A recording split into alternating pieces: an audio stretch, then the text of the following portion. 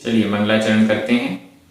अरहंत भासियत्थम गणहर देवेहि गंथियम सम्मम सुत्तथमगणत्थम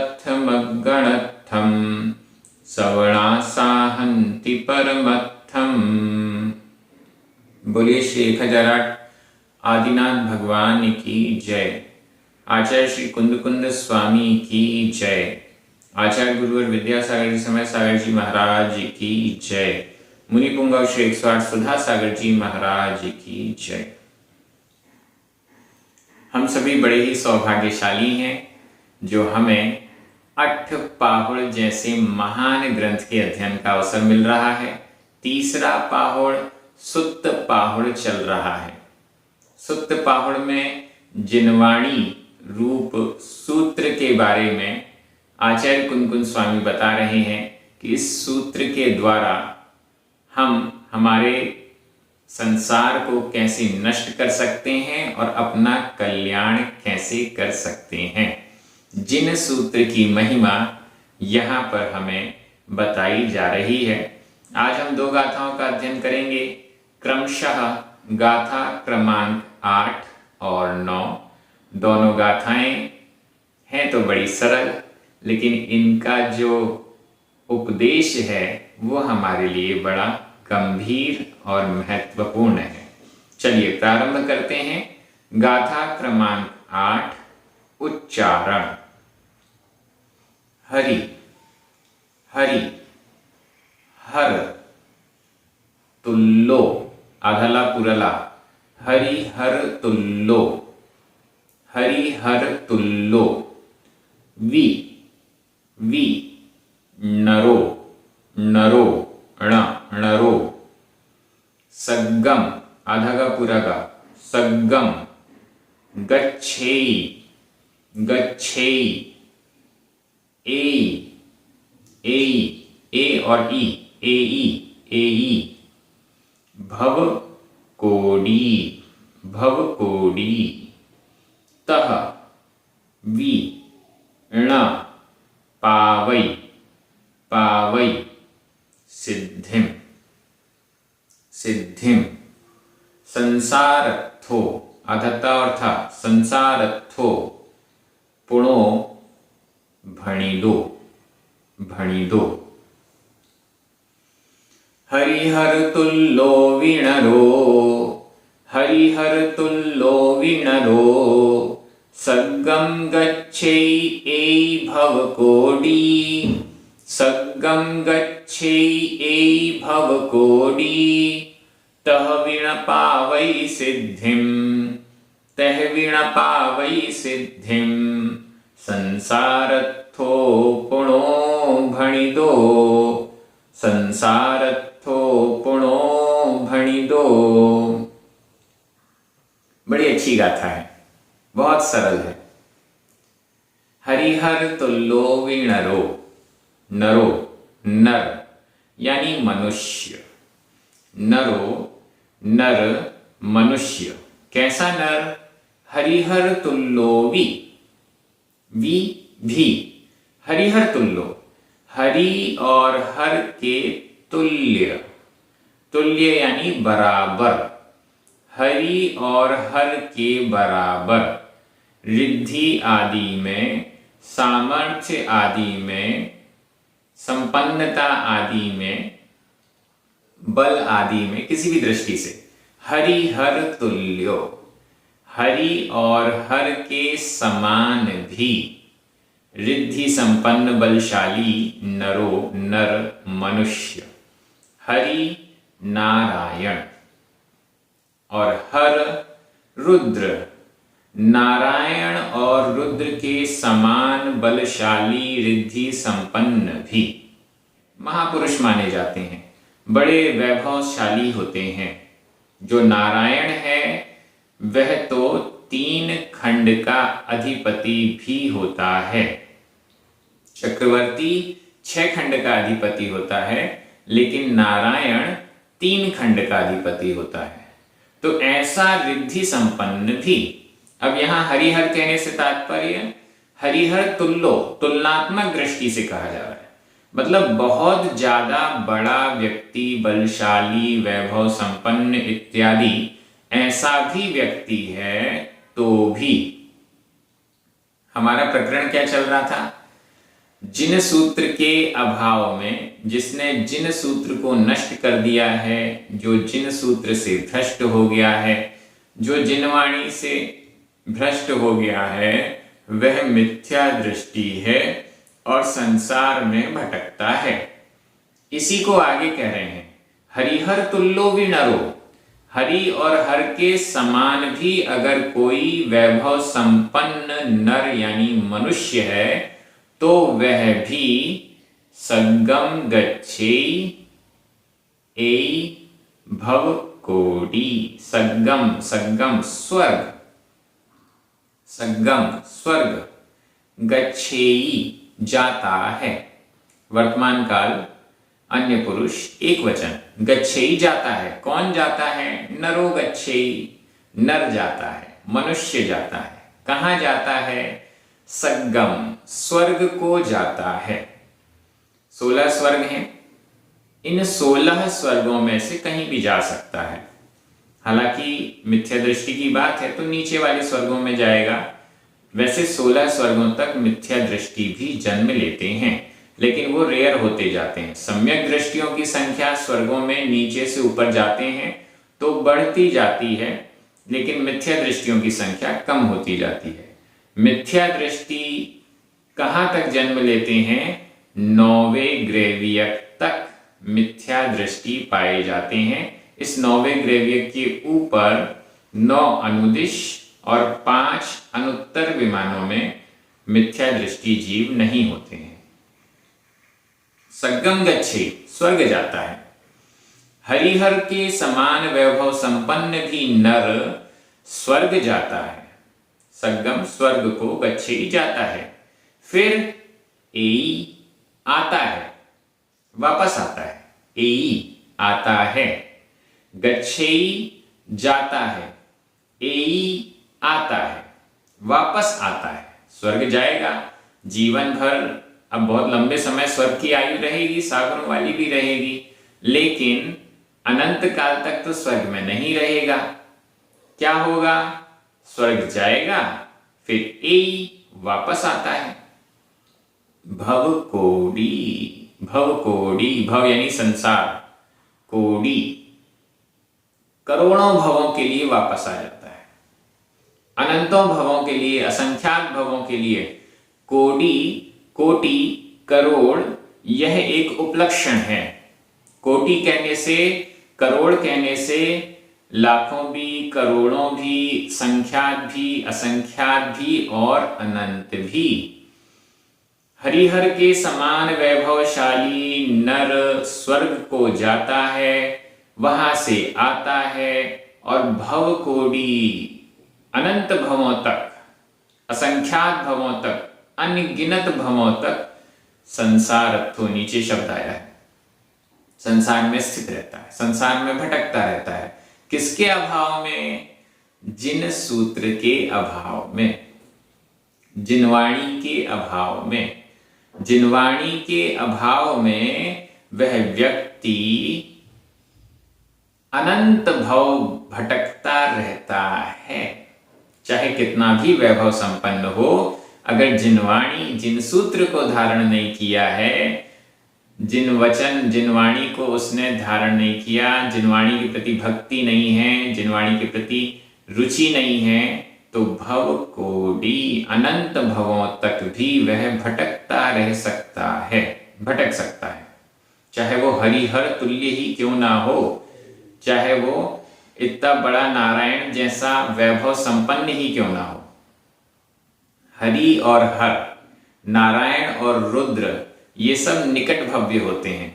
निकट, बहुत कम ही भवों में इनका कल्याण होने वाला होता है, लेकिन इनके समान, इनको नहीं कह रहे हैं, हरि और हर को नहीं कह रहे हैं, हरि और हर के तुल्य वैभव वाले व्यक्ति, जो हरि और हर तो नहीं है लेकिन वैभव उन जैसा ही है, थोड़ा बहुत कम ज्यादा लगभग, जो अपने आप को बड़ा वैभवशाली, समृद्ध समझते हैं, ऐसे व्यक्ति भी यदि जिन सूत्र से रहित हैं, तो भले स्वर्ग चले जाएं इस भाव में, लेकिन इसके बाद स्वर्ग से आते हैं और फिर करोड़ों भवों तक, अनंतों भवों तक भटकते रहते हैं। तह भी न पावै सिद्धिम, तह भी फिर भी, तथापि फिर भी, ऐसा होने पर भी, न नहीं, पावई प्राप्त करता है, पावई प्राप्त करता है। देखिए वर्तमान काल के 3 प्रयोग आ गए। गच्छेई जाता है, एई आता है, पावई प्राप्त करता है। तो भी प्राप्त नहीं करता, न पावई नहीं प्राप्त करता है, सिद्धिम सिद्धि को, मोक्ष को प्राप्त नहीं करता है।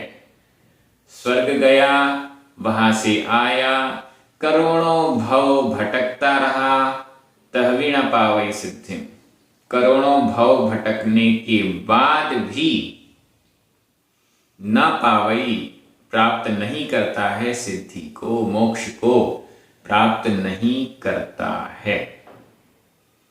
संसारत्थो पुनः और संसारत्थो, संसारस्थ, थ स्थ, संसारस्थ, संसारी, करोड़ों भवों तक भटकता है और संसारी भणिदो कहा गया। ऐसा व्यक्ति संसारी कहा गया। संसारी है, जिन सूत्र को नहीं पकड़ा है, हरिहर के समान भले वैभवशाली हो, स्वर्ग जाएगा लेकिन फिर वापस आएगा तो सही। एक बार स्वर्ग चला गया लेकिन इसके बाद तो उसे संसार में वापस आना पड़ेगा और करोड़ों करोड़ों भवों तक भटकता रहेगा, सिद्धि को प्राप्त नहीं करता और संसारी कहा गया, भणिदो कहा गया। भूतकालिक कृदंत का प्रयोग है। भणिदो कहा गया, संसारत्थो संसार में स्थित कहा गया। ये गाथा बड़ी महत्वपूर्ण है, बहुत सारी बातें इस गाथा से निकल रही हैं। अर्थ तो आपको समझ में आ गया होगा, अर्थ बड़ा सिंपल है। अब हम थोड़ी सी चर्चा करते हैं। पहली बात मैंने आपको ये बता दी कि हरि और हर ये महापुरुषों में, शलाका महापुरुषों में आते हैं और ये बहुत कम समय में, बहुत कम भवों में अपना कल्याण करते हैं, लेकिन इनके समान कहा गया है। इसका मतलब है कि कोई भी बड़ा व्यक्ति है जो अपने आप को बड़ा मानता है, वैभवशाली मानता है, समृद्ध मानता है, किसी भी दृष्टि से धनवान मानता है, गुणवान मानता है, कुछ भी मानता है, ऐसा व्यक्ति भी यदि जिन सूत्र से रहित है, जिनवाणी से रहित है, तो वह भले इस भव में स्वर्ग चला जाए, लेकिन वहां से लौटने के बाद करोड़ों भवों तक भटकता है।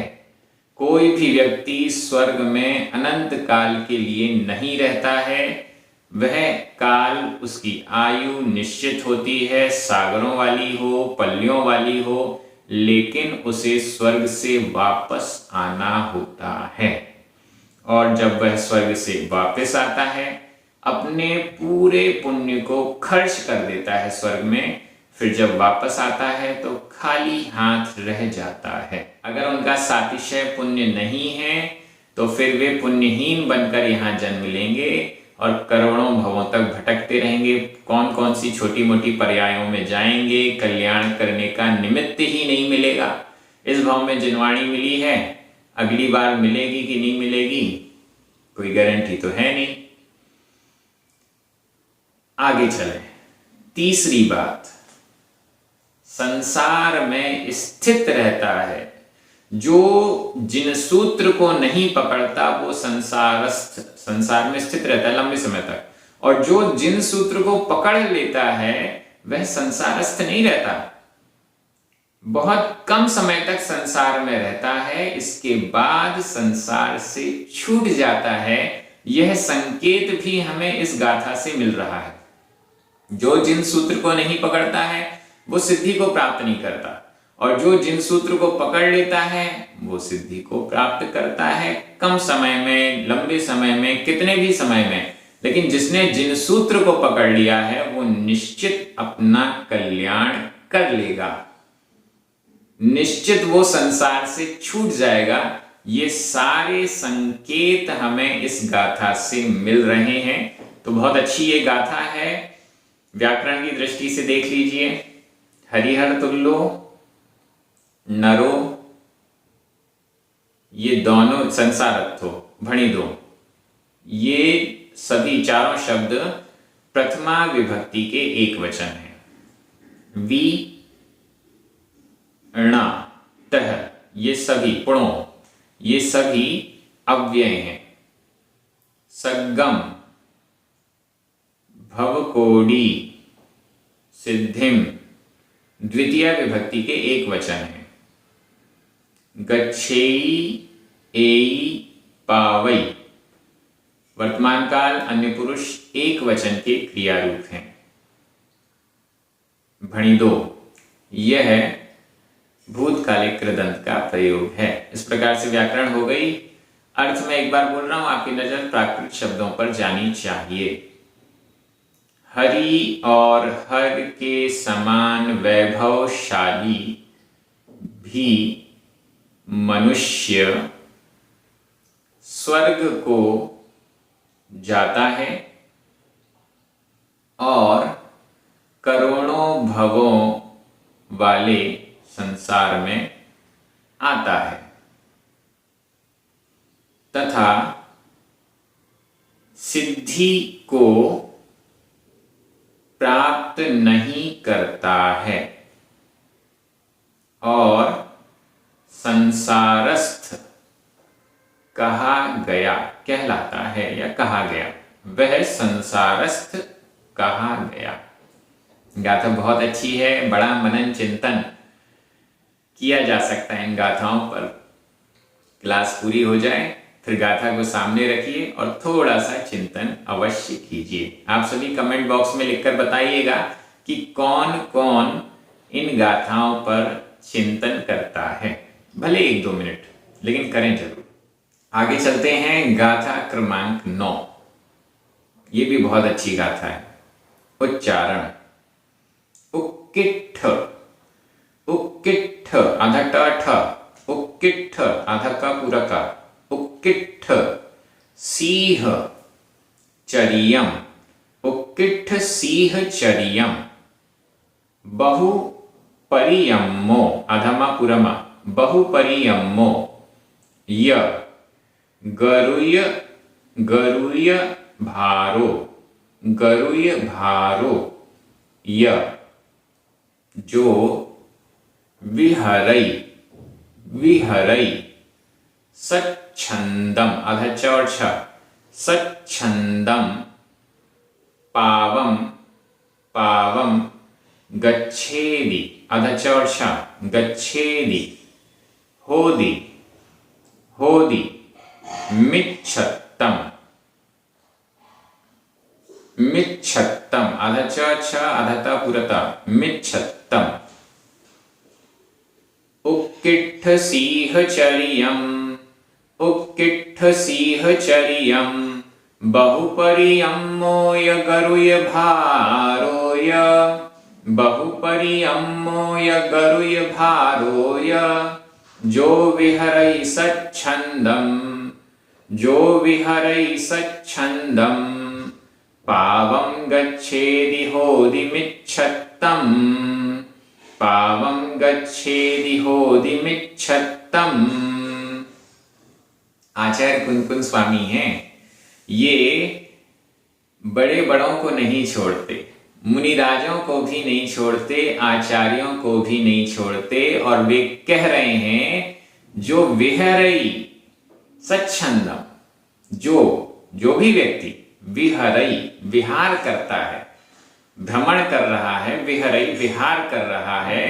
सच्छंदम स्वच्छंद, स्वच्छंद आगम जिनवाणी के अनुसार नहीं, अपने अनुसार स्वच्छंद होकर जो विहरई, जो विहार करता है। अब विहार मुनिराजों का कहा गया है, आचार्यों का कहा गया है। आचार्य, उपाध्याय और साधु परमेष्ठी का विहार होता है, ऐसा कहा गया है। जो विहरई सच्छंदम, जो विहार करता है स्वच्छंद होकर, आगम के अनुसार नहीं, अपनी मन मर्जी के अनुसार जो यहाँ वहां विहार कर रहा है, अपनी क्रियाएं कर रहा है, पावम गच्छेदी, पावम पाप को, गच्छेदी प्राप्त करता है। कितनी एकदम सटीक ये गाथाएं पढ़ने के बाद ऐसा लगता है कि हमसे कोई गलती न हो जाए। जो भले ही मुनि महाराज हैं, उत्कृष्ट सिंह चर्यम, उत्कृष्ट सिंह चर्या करने वाले भी, ऊपर उत्कृष्ट, उत्कृष्ट सिंह चर्यम, उत्कृष्ट सिंह चर्या करने वाले। मुनि महाराजों की चर्या को सिंह चर्या कहा गया है। सिंह के समान निर्भीक होकर विचरण करते हैं। उत्कृष्ट सिंह चर्या, उत्कृष्ट सिंह के समान चर्या करने वाले, उत्कृष्ट चर्या करने वाले। चर्या में कोई प्रॉब्लम नहीं, मूल गुणों के पालन में कोई प्रॉब्लम नहीं। उत्कृष्ट सिंह के समान आचरण करने वाले। बहुपरियम्मो, बहुत परिकर्म करने वाले। परिकर्म मतलब तपस्या, बड़े तपस्वी, बड़े तपस्वी। षट आवश्यकों के साथ में कर्म हो गए षट आवश्यक कर्म, और परिकर्म उससे चिपके हुए, उसके आसपास वाले। मुनियों की दृष्टि से षट आवश्यकों के से जो चिपके हुए हैं वो परिकर्म हैं। तप, 12 प्रकार के तप, अनेक प्रकार के तपों को करने वाले। बहुपरियम्मो, बहुत परिकर्म करने वाले, बहुत तपस्या करने वाले, अनेक अनेक प्रकार की तपस्या करने वाले।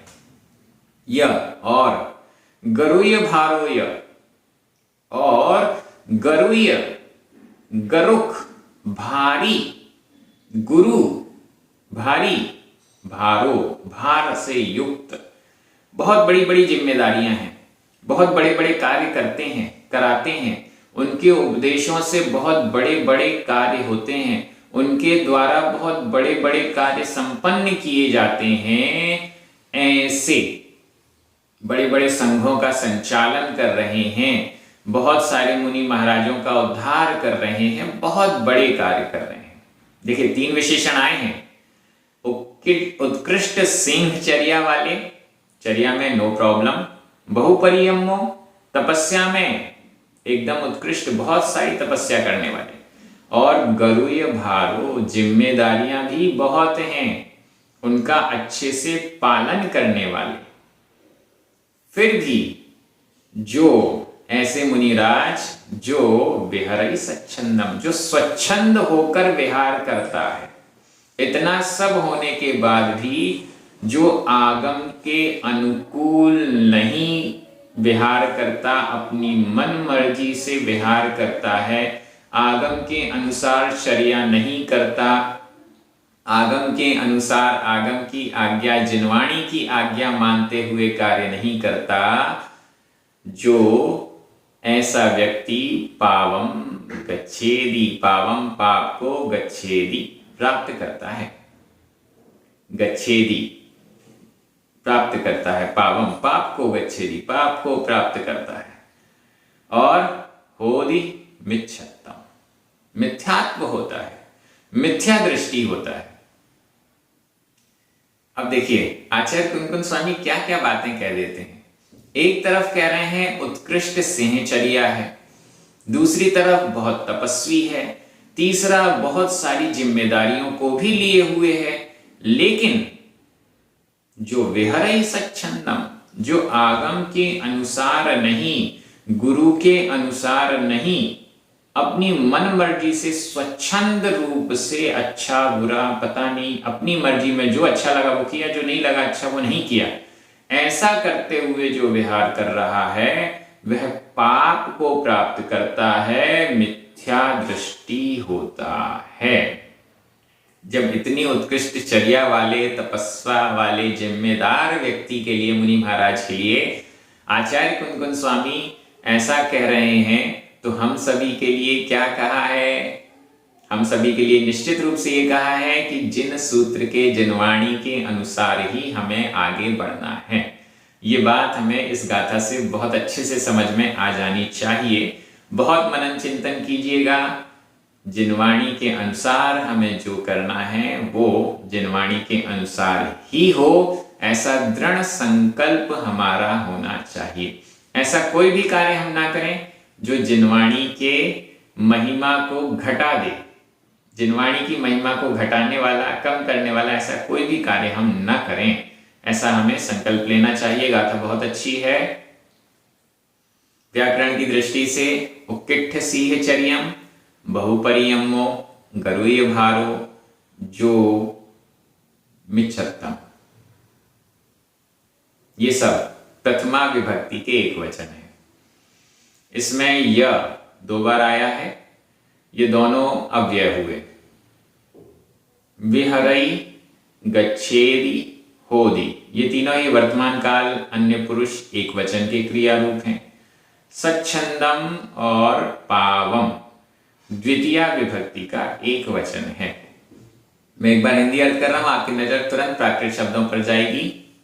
जो उत्कृष्ट सिंहचर्या वाला, बहुत परिकर्म तपस्या वाला और भारी जिम्मेदारियों वाला भी मुनि या आचार्य है, यदि स्वच्छंद, जिनवाणी के विपरीत स्वच्छंद विहार करता है तो पाप को प्राप्त करता है और मिथ्यात्व होता है। बहुत अच्छी गाथाएं हैं। सभी इन गाथाओं का चिंतन कीजिएगा। हमारी क्लास ये पूर्ण हुई। आगे और भी अच्छी अच्छी गाथाएं हमें मिलने वाली हैं। सभी को जय जिनेन्द्र। जिनवाणी स्तुति कीजिए। 9 बार नमोकार मंत्र पढ़िए। सभी को जय जिनेन्द्र।